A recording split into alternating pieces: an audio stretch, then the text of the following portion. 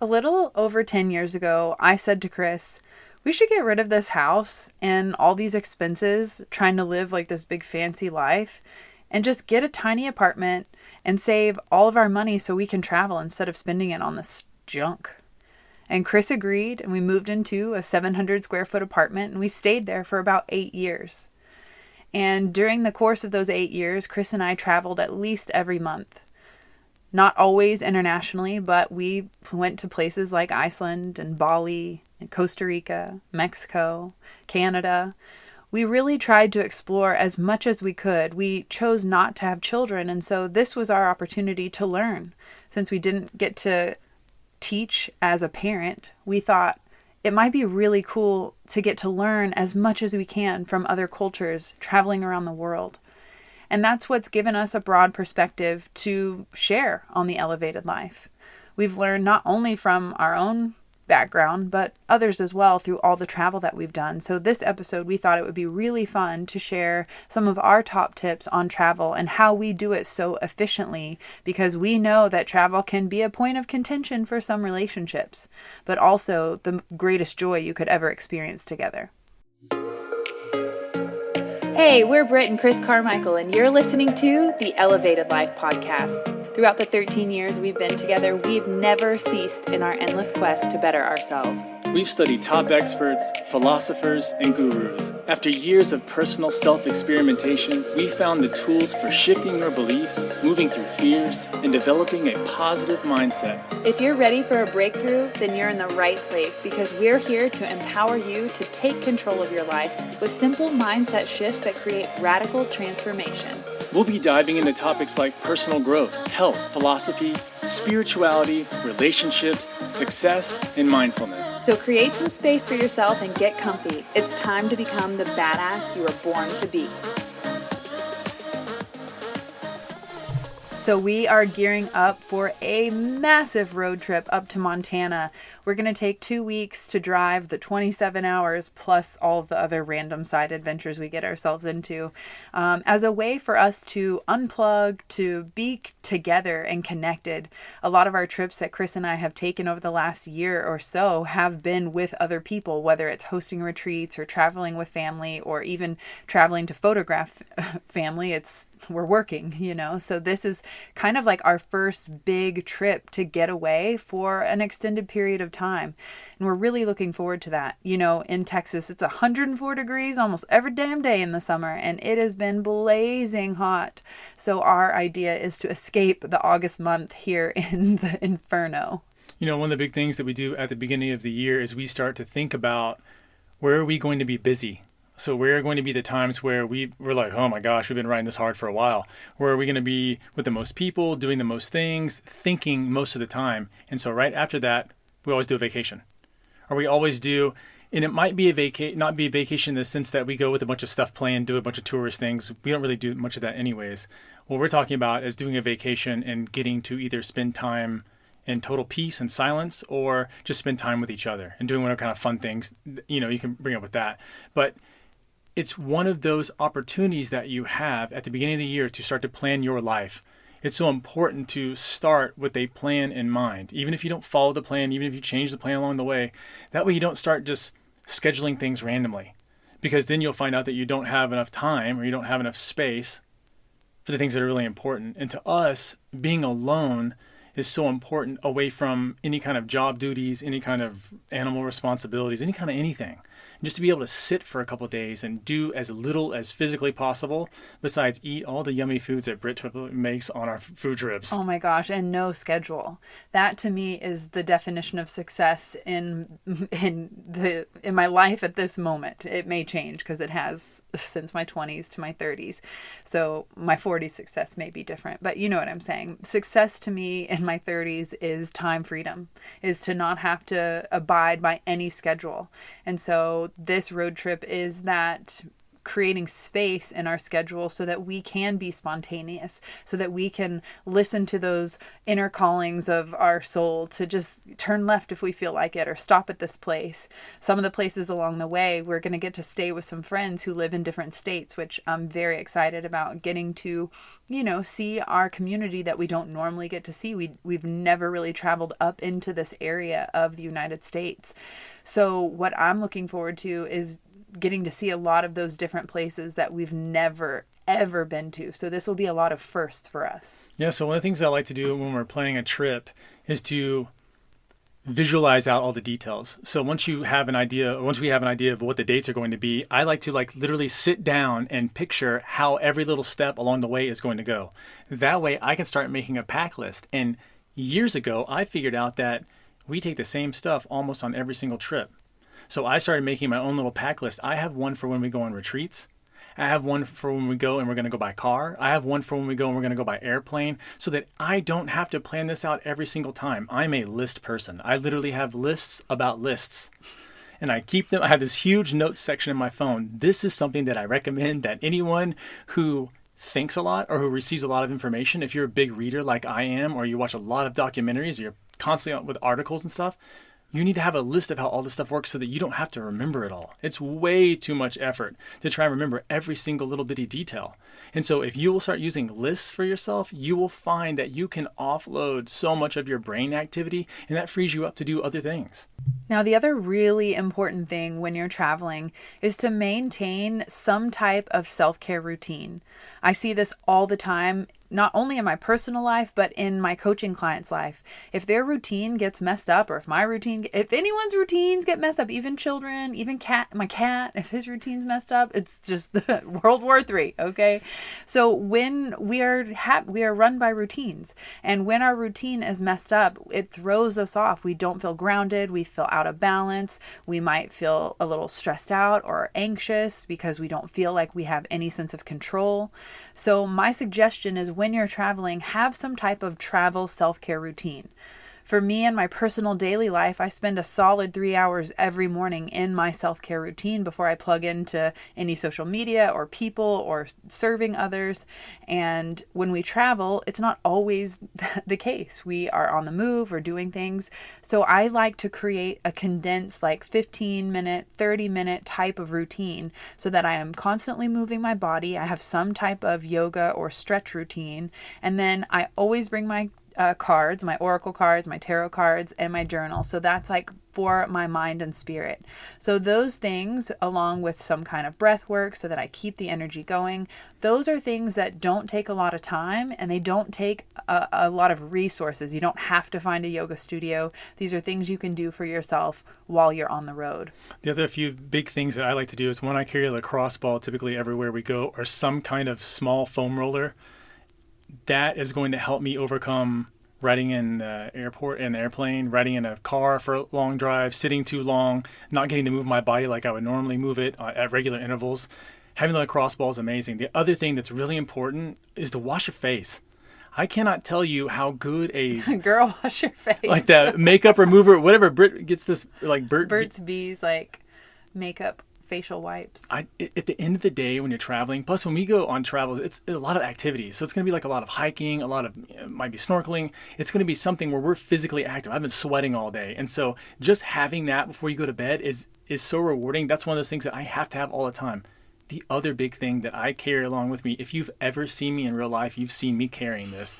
And I've been doing this since I was 12. And back when I was the only weirdo doing it, now luckily people have hopped on. But I carry a gallon jug with me every single place that I go. Literally everyone's like, dude, do you drink all that? Do you drink that whole thing in a day? And now I'm seeing other people do it too. Now they have cool bottles.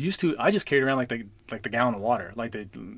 Hey, this is distilled or straight from the grocery store, spring water. What are you buying? And it's so important to stay hydrated. If you're getting out of your routine, which you're going to be thrown off anyways because it's not exactly how it is at home, you have to have certain things in place. So my pared down routine always involves me drinking at least a gallon of water a day. I want to stay hydrated wherever I am. I want to keep my body. The other thing that it's big is I use electrolytes. We bring Ultima Electrolytes. And so I'm drinking electrolyte water every single day. Oh, God. The other thing that we bring that we always get busted for in the line is our protein powder. Because Chris and I have been plant-based, we have customized our own protein powder to our specific liking, and we travel with that every single time. And, when we go to the airport, they always think it's just some kind of drugs. I guess. Are they profiling us? Very possible. I mean, obvi. All right, the next thing that we do that's huge on travel, and I think that if more couples got behind this, I think they'd have a much better time. This was something that we learned actually when I was in Oregon, and I learned this the hard way. And it was that we'd been driving for a long time, and when you're driving someplace, when you're out of your element, when you're going down roads you don't know, you're turning the wrong way, you're just in weird situations, and it's compounded by the fact that you're in a strange place. You can get heated in the car. And when you're alone in the car with somebody, and it's at least another 2 or 3 hours before you get to your destination, and you yell or raise your voice or you get mad at the other person, it makes for a terrible time. So there's a moment in Oregon, I don't remember what we were talking about. And I'm sure it was something, it'd be something dumb if I even... I'm pretty sure we just like missed the turn in the city. I'm pretty sure it was so basic. Basic. Well, now you've got GPS. We didn't have all this stuff back in the day. So we're on this trip, and I remember, and I end up just pulling over. Pretty sure I got out of the car. Got out of the car, which is good to do. Give yourself space, give yourself some breathing room. Don't be trapped with the energy. But I got out of the car, and I made 2 promises. One is that I didn't want to fight anymore, period, about anything, ever.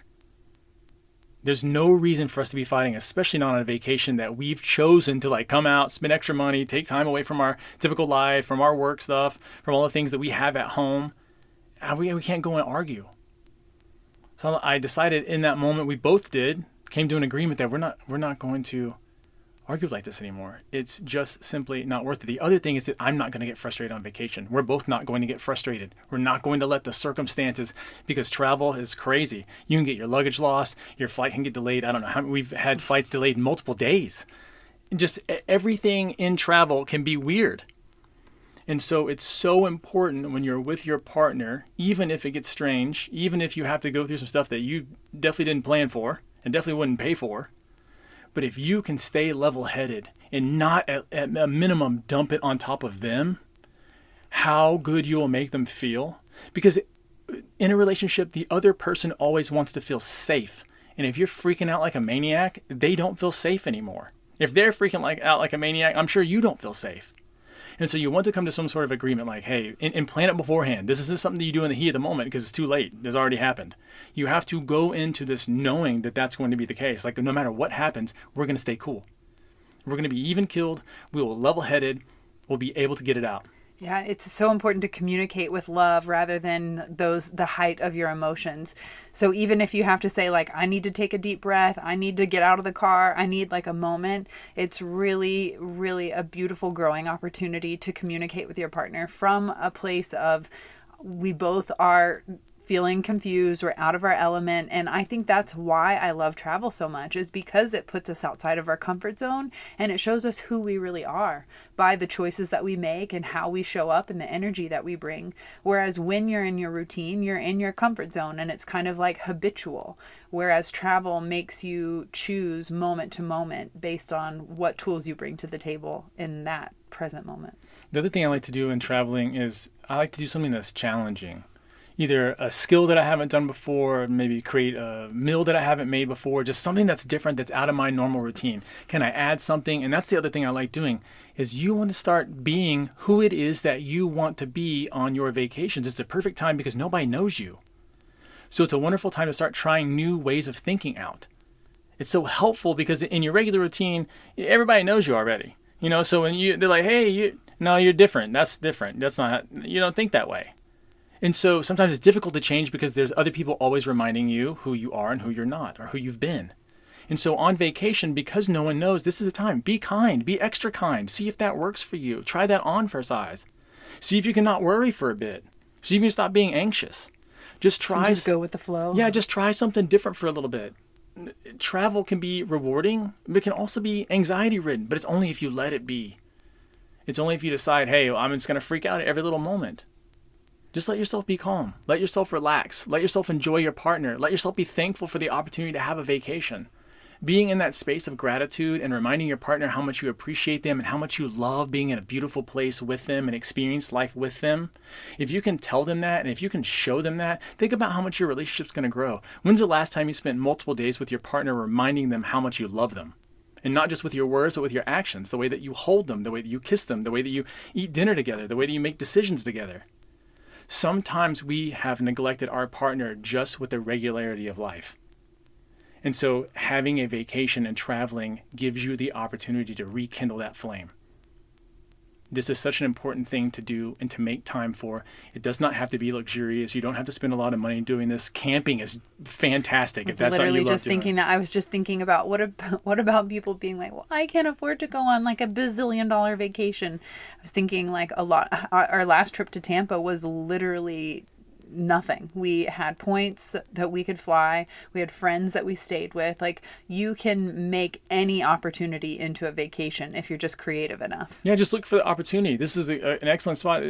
Hook up with your friends. Ask people around you. Find family, and you can do all this on the cheap, and it will give your relationship such a boost if you can remain calm, if you can start to appreciate them a little bit more than you normally do, and do fun adventures together. This is the time.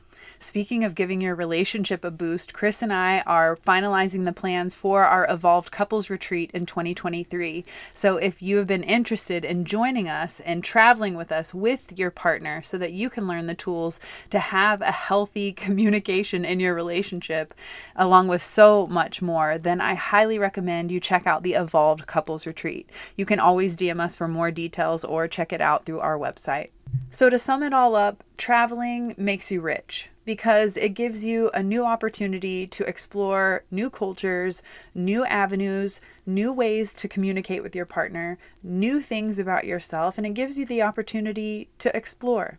And in exploration, when it comes to self-discovery, it really is the ultimate reward, knowing who you are in any given situation, not just the mask that you pretend to be in your daily life. Not to say that everyone has a mask that they're pretending to be, but it is our routine and it does become kind of monotonous. So travel really shakes it up to give you the opportunity to choose how you want to show up each day in each moment.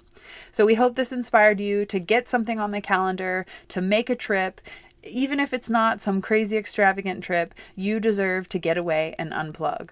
So get out and find yourself, re-spark that love that you have with your partner, and we will catch you in the next episode. But also, hey, if you're single, you can still travel too. Absolutely. Get out there and have fun. That's an excellent way to meet new people. I know. Come visit us. Boom. All right. Until then, we will catch you guys later. Peace. Thanks so much for tuning in to the Elevated Life Podcast. Want more? Join us at theelevatedlifeclub.com for mindset upgrades, lifestyle hacks, and spiritual tools to elevate your soul. Each month features a new masterclass, meditation, yoga practice, and more to help you transform your life one step at a time. Come join the 7 or Above Club.